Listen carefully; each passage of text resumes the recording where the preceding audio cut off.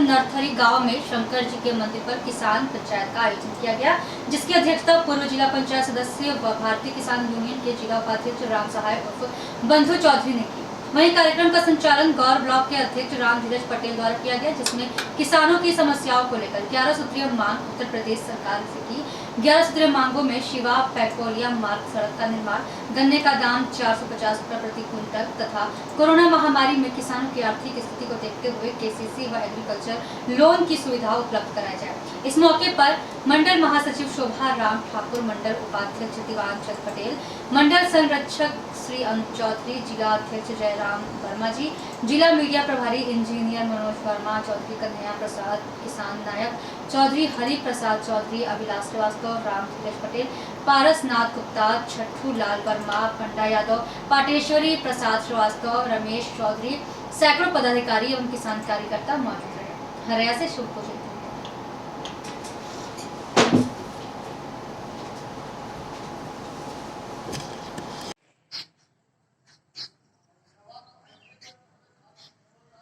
किया जाएगा। और दूसरी बात है, इसी में कम नहीं है जो समस्याएं आज पूरी तरह से क्षेत्र में है, उसके लिए जिस तरह से भारतीय किसानों ने भारतीय किसान यूनियन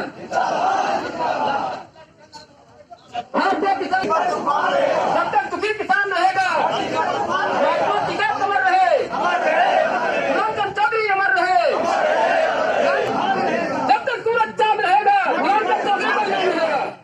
भारतीय किसान यूनियन जय जवान जय जवान जय किसान। हमारी मांगे पूरी हो, शासन के बल पर गुंडागर्दी, शासन के बल पर गुंडागर्दी अभी तो आई है। लेकर पूर्व निर्धारित कार्यक्रम के अनुसार विकास खंड गौर थाना गौर के अंतर्गत आज नरथरी के इस पावन धरती शंकर जी के स्थान पर भारतीय किसान यूनियन की 11 सूत्रीय मांग पत्र को लेकर हम पंचायत लगाए हैं। सबसे बड़ी विडंबना की बात है, कई बार ज्ञापन देने के बावजूद जो शिवा और पेकोलिया मार्ग है ये गड्ढों में तब्दील हो गई है। आए दिन एक्सीडेंट होता है, तमाम लोग एक्सीडेंट से एक्सपायर कर गए, लेकिन सरकार द्वारा और प्रांतीय खंड लोक निर्माण विभाग द्वारा इस पर कोई कार्रवाई नहीं की गई। इसलिए हम लोग यहाँ पर पंचायत लगाई गई है। और दूसरा मुद्दा हमारा है कि बस्ती जनपद में आप देख रहे हैं कि कोरोना के नाम पर फर्जी तरीके से लूट खसोट कितना हो रहा है और हमारे किसानों की आर्थिक स्थिति कोरोना से बिगड़ चुकी है। हम भारत सरकार और राज्य सरकार से मांग करते हैं कि हमारे हिंदुस्तान के किसानों का केसीसी कर्जा माफ किया जाए और एग्रीकल्चर लोन, कृषि संबंधित, चाहे वो ट्रैक्टर हो, चाहे टेलर मशीन हो, चाहे वो सरसों पेरने वाली मशीन हो, थ्रेसर हो, सारे एग्रीकल्चर लोन और केसीसी कर्जा पूर्ण रूप से माफ किया जाए।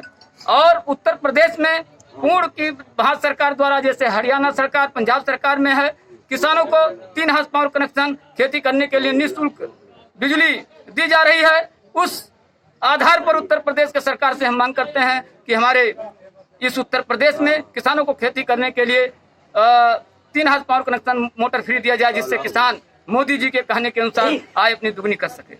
और मुद्दा हमारा है, बहुत शर्म की बात है, आजादी से आज तक ऐसा मंजर देखने को नहीं मिला। हमारा यही गांव बगल में तरैनी है, जो बाबा भीमराव अंबेडकर की मूर्ति को फर्जी तरीके से गाटा संख्या पूर्व में निर्धारित था, खतौनी में निर्धारित था, 5 साल हो गया बाबा भीमराव अंबेडकर की मूर्ति बने, और चकबंदी विभाग द्वारा और हरैया एसडीएम द्वारा फर्जी तरीके से बाबा भीमराव अंबेडकर का पार्क हटाकर कहीं उसको जंगल के किनारे लेकर जाकर वहां पर कर दिए हैं, जबकि हरिजन आबादी सुरक्षित होनी चाहिए। इन्होंने हरिजन आबादी में पंचायत भवन बनवाने का काम कर रहे हैं, इसको हम कतई नहीं होने देंगे।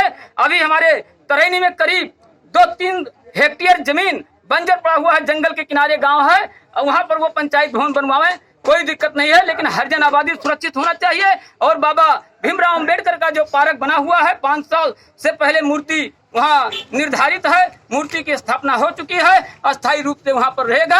अगर प्रशासन द्वारा किसी प्रकार की मूर्ति के साथ छेड़छाड़ करेंगे तो इसके लिए भारतीय किसान यूनियन पूर्ण रूप से आंदोलन करेगी। इसके लिए चकबंदी विभाग और एसडीएम हरैया की जिम्मेदारी होगी।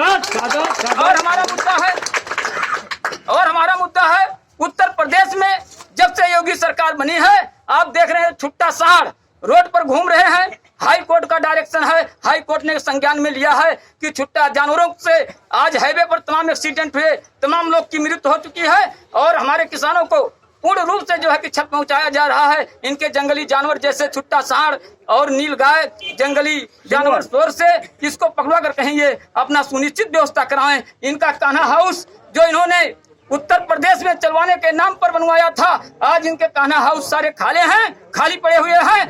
सिर्फ मात्र चारा और भूसा का घोटाला हो रहा है उत्तर प्रदेश में। इनके कहीं कान्हा हाउस में कोई गौशाले में एक गौ नहीं है। आप जांच कर लें, तमाम जगह खाली भूसा और चारा का घोटाला जो है प्रदेश सरकार द्वारा की जा रही है। हमारे बस्ती जनपद में आप देख रहे हैं सबसे महत्वपूर्ण ये बस्ती जनपद है जो गन्ना का क्षेत्र माना जाता है, गन्ना किसान का क्षेत्र माना जाता है। कम से कम अभी 300 करोड़ के ऊपर हमारे जिले का गन्ना का बकाया चल रहा है और गन्ना का बकाया के भुगतान को लेकर हमारे जिलाध्यक्ष जयराम वर्मा जी बगल में खड़े हुए हैं।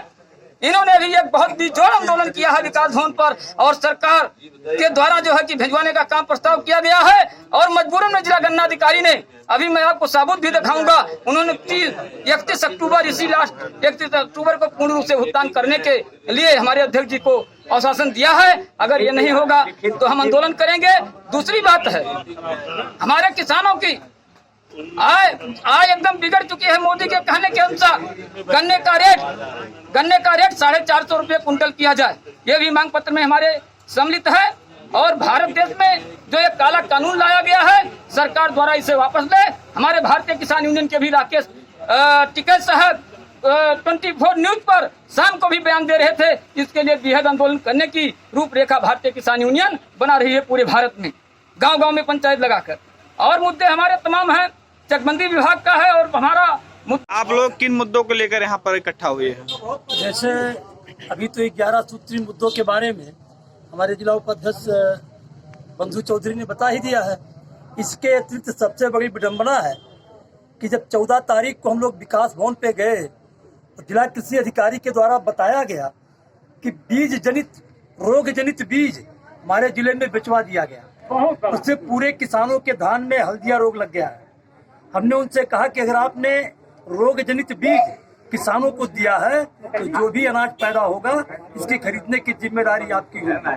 तो इसलिए यहाँ भी प्रोग्राम है, जनता को इसको बताया भी जा रहा है कि जो हल्दिया ग्रसित रोग है उससे किसान की जितनी क्षति हुई है, एक तो हमारे जिला कृषि अधिकारी का कथन है कि ये प्राकृतिक आपदा है, इसको प्राकृतिक आपदा मान करके किसानों को क्षतिपूर्ति के लिए प्रयास कर रहे हैं। और दूसरी बात हम कहते हैं कि क्षतिपूर्ति के साथ साथ किसानों को उनके धान का खरीदारी जो कि इनका SMP रेट है उस पर सुनिश्चित कराया जाए, क्योंकि जो इन्होंने बताइए। संगठन के माध्यम से आप प्रशासन को क्या संदेश देना चाहते हैं? संगठन के माध्यम से हमारा संदेश है, अगर सरकार हमारे धान को नहीं खरीदेगी तो मैं अपने किसानों को बता दिया हूँ कि जिसके पास जो भी धान है ये अपना धान ला करके जिलाधिकारी कार्यालय पे इकट्ठा करें और जिलाधिकारी की जिम्मेदारी होगी कि पूरे धान को। चौराहे पर गौर सेवा मार्ग को लेकर के, रोड को लेकर के आप यहाँ धरना दिए हैं। इसके अलावा क्या क्या मांगे आप लोगों की है? हमारी मांगे, आपका नाम क्या है? हमारा नाम है चौधरी कन्हैया किसान, पूर्व जिला पंचायत प्रत्याशी एवं भानपुर तहसील के महासचिव।